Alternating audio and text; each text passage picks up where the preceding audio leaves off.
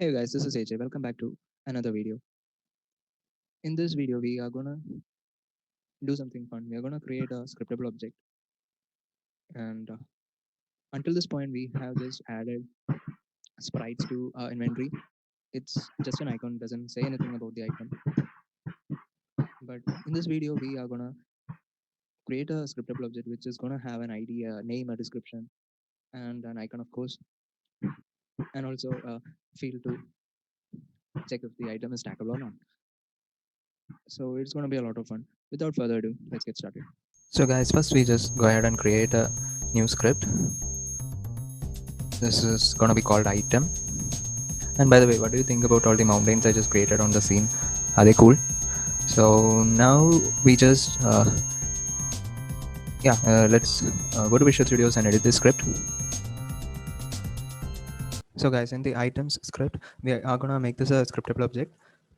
So let's type in create asset menu here, and we are gonna need to give a directory menu name. So let's just say,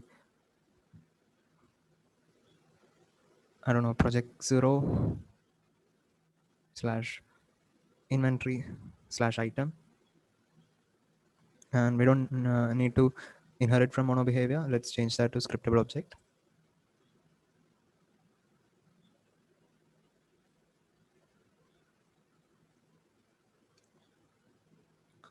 Now let's add some fields. We are gonna need an ID to reference this item by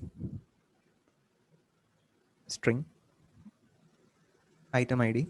I'm gonna set it to null. Then we are gonna need the item name, say for example a blade or a shield or anything like that. So let's call it display name and set it to null again. Then let's add a string for description, text area string description. This is going to be something we tell about the item, like if we have a blade, we can say it increases attack or something like that.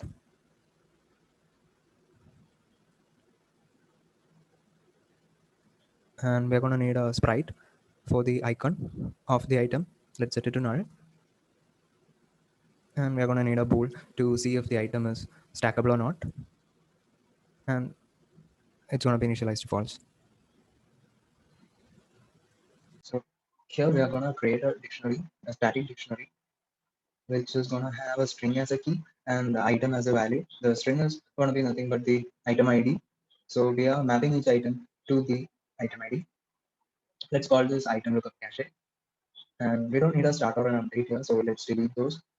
Now we are going to add a static method here to get the item using the item ID. So we are going to pass in the item ID to this method, and we are going to get the item from this.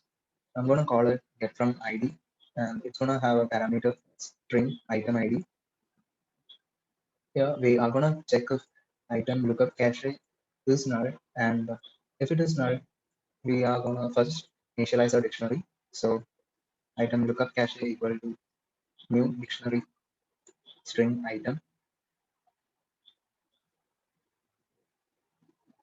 Then we are going to get a list of all the items from our resources folder, because we are going to be having all the scriptable object, let it be a blade or a shield or anything, in our resources folder, because it will be easier to spawn it from there.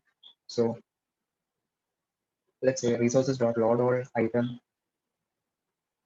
So this just means that the item we are loading from the resources folder has a item script on it, and we are passing it to item list. Now we are going through all the items in the item list, and we are going to check if item lookup cache contains key item dot item ID,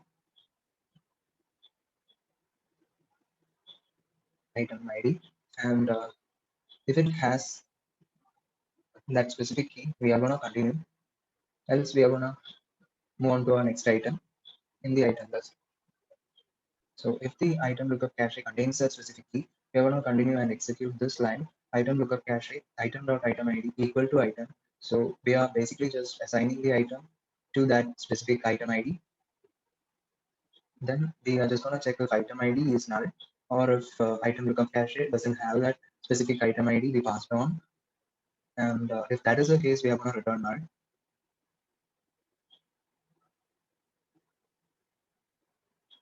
Else, we are going to just return item lookup cache of item ID, which is the item which the item ID is pointing to now in the item lookup cache.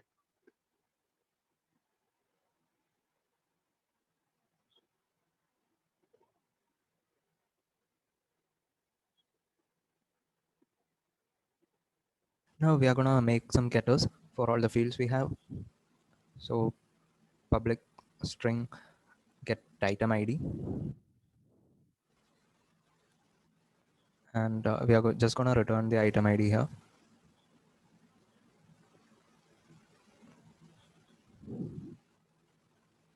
Similarly, let's do it for display name, and we're just returning our display name here. Get description, return description.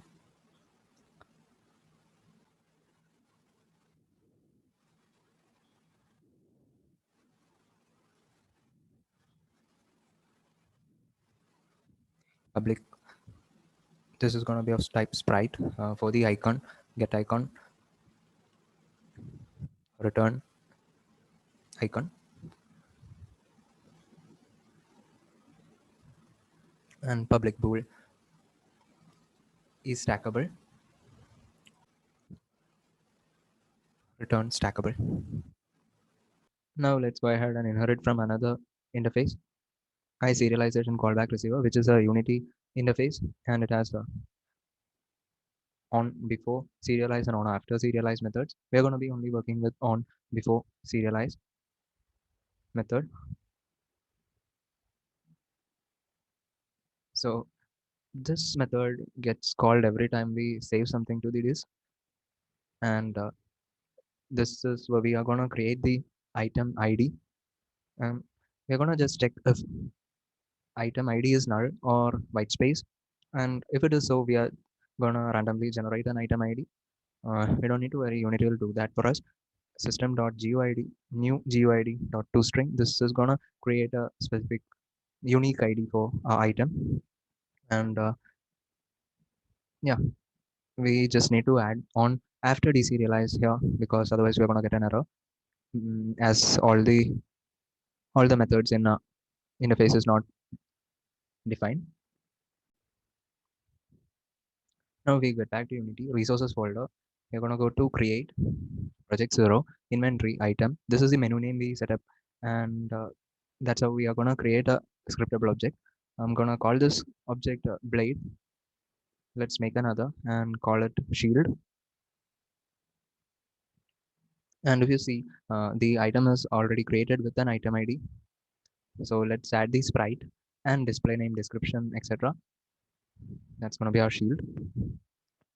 Let's call this, yeah, let's just call it shield. I'm gonna say used to increase defense.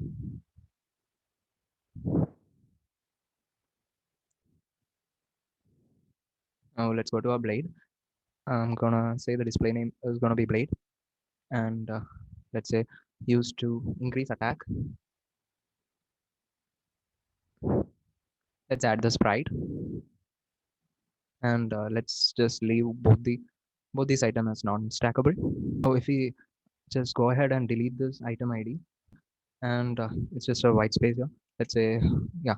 Now if we try to save it, it's gonna create a new item ID for the item. That's what that on serialize method is coming in. It's getting called whenever we try to save something, and in the script, since we had put a check on if the item ID is empty or white space, and if so, we are just creating a new item ID. That's what's happening here. So yeah, guys, that's how you create a scriptable object. More on setting up the inventory in the next video. Thank you for watching. If you like this video, give it a thumbs up and let me know your thoughts in the comments down below. Also, please go ahead and subscribe to my channel. That would be really helpful. Until next time, see you, bye.